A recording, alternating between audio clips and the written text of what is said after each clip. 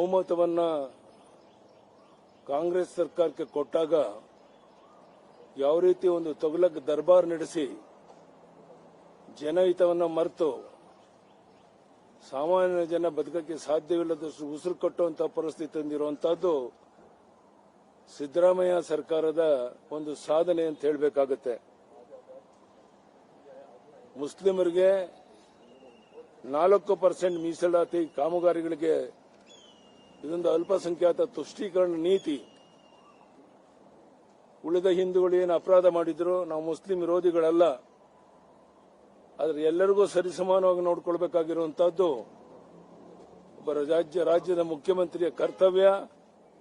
ಅದನ್ನು ಮಾಡದೇನೆ ಹಿಂದೂಗಳಿಗೆ ದ್ರೋಹ ಮಾಡಿರುವಂತಹ ಕೆಲಸವನ್ನ ಮಾಡಿದ್ದಾರೆ. ಪ್ರತಿ ತಿಂಗಳು ಒಂದಲ್ಲ ಒಂದು ರೀತಿ ಬೆಲೆಯನ್ನು ಹೆಚ್ಚಳ ಮಾಡ್ತಾನೆ ಇದ್ದಾರೆ. ತಮಗೆ ಗೊತ್ತಿದೆ, ಇಡೀ ದೇಶದಲ್ಲಿ ಪೆಟ್ರೋಲ್ ಡೀಸೆಲ್ ಬೆಲೆ ಕಡಿಮೆ ಆದರೆ ಕರ್ನಾಟಕದಲ್ಲಿ ಲೀಟರ್ಗೆ ₹3 ಹೆಚ್ಚಳವನ್ನು ಮಾಡಿದ್ದಾರೆ. ಬಸ್ ದರವನ್ನು ಏರಿಕೆ ಮಾಡಿದ್ದಾರೆ. ವಿಶೇಷವಾಗಿ ಮೆಟ್ರೋ ದರವನ್ನು 100% ಹೆಚ್ಚು ಮಾಡಿದ್ದಾರೆ. ಸಾಮಾನ್ಯ ಜನ ಉಪಯೋಗಿಸುವಂತಹ ಹಾಲಿನ ದರವನ್ನು ಇನ್ನೆಂದೂ ಇಲ್ಲದ ರೀತಿಯಲ್ಲಿ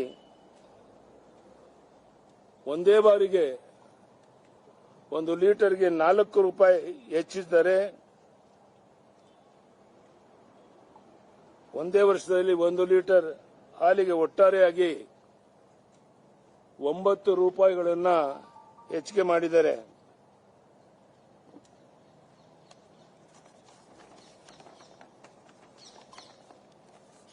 ಬಹಳ ಮುಖ್ಯವಾಗಿ ಪ್ರಸ್ತುತ ವಿದ್ಯುತ್ ದರವನ್ನು ಪ್ರತಿ ಯೂನಿಟ್ಗೆ ₹36 ಹೆಚ್ಚಳ ಮಾಡಿದ್ದಾರೆ. ಈ ಸರ್ಕಾರ ಬಂದ ಮೇಲೆ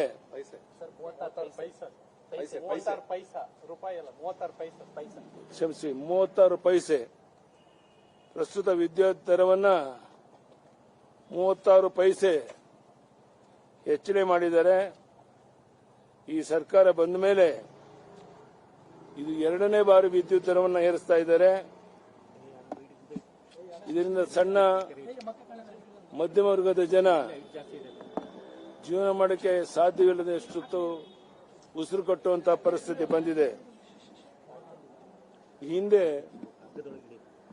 ರೈತರು ಟ್ರಾನ್ಸ್ಫಾರ್ಮರ್ ಹಾಕ್ಸೋದಕ್ಕೆ ₹30,000 ವೆಚ್ಚ ಆಗ್ತಾ ಇತ್ತು. ಈಗ 2.5 ಲಕ್ಷ ಏರಿಕೆ ಮಾಡಿದ್ದಾರೆ. ಅದೇ ರೀತಿ stamp duty, SR value, guidance value ಇವುಗಳನ್ನು 100% ಇಂದ 1,000% ಹೆಚ್ಚಳ ಮಾಡಿದ್ದಾರೆ. ದಿನಬಳಕೆಯ ಪ್ರತಿ ವಸ್ತುವಿನ ಬೆಲೆಯನ್ನ ಏರಿಸುತ್ತಿರುವಂತಹ ಕಾಂಗ್ರೆಸ್ ಸರ್ಕಾರ ಜನರನ್ನ ನೆಮ್ಮದಿಯಿಂದ ಬದುಕಕ್ಕೆ ಬಿಡ್ತಾ ಇಲ್ಲ. ಸರ್ಕಾರ ಈ ಜನವಿರೋಧಿ ಬೆಲೆ ಏರಿಕೆಯನ್ನ ಕೂಡಲೇ ಹಿಂದಕ್ಕೆ ಪಡಿಬೇಕು ಅಂತೇಳಿ ನಾವು ಅಹೋರಾತ್ರಿ ನಾಳೆ ಧರಣಿ ಸತ್ಯಾಗ್ರಹ ಮಾಡ್ತಾ ಇದ್ದೇವೆ. ನಾನು ಅದರಲ್ಲಿ ಭಾಗವಹಿಸ್ತಾ ಇದ್ದೇನೆ.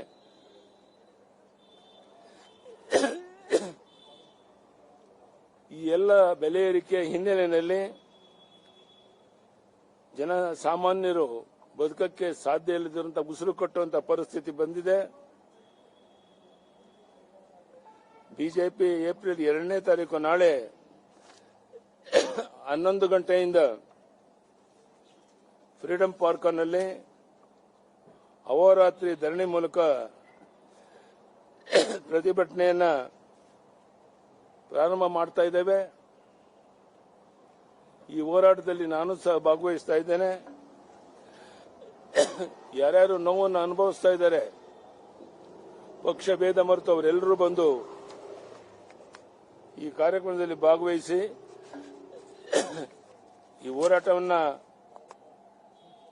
ಯಶಸ್ವಿ ಮಾಡಬೇಕು ಅಂತೇಳಿ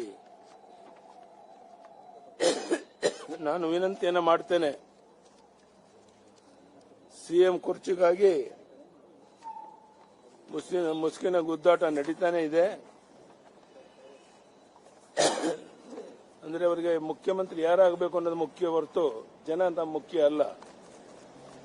ಈ ರೀತಿ ಒಂದು ವಿಚಿತ್ರವಾದ ಪರಿಸ್ಥಿತಿಯನ್ನು ಕರ್ನಾಟಕದಲ್ಲಿ ಇದೆ.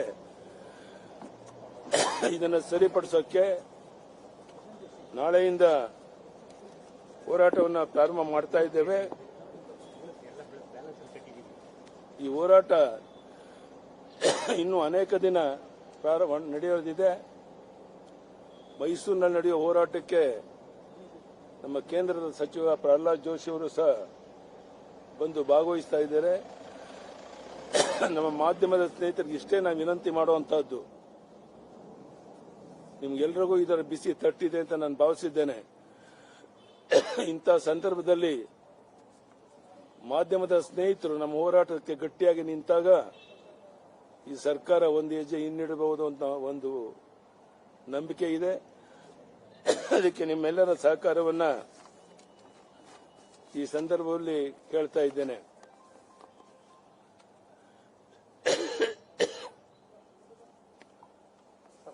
ಜೆಡಿಎಸ್ನವರು ಭಾಗಿಯಾಗ್ತಿದ್ದಾರೆ ಸರ್ ಈ ಹೋರಾಟದಲ್ಲಿ.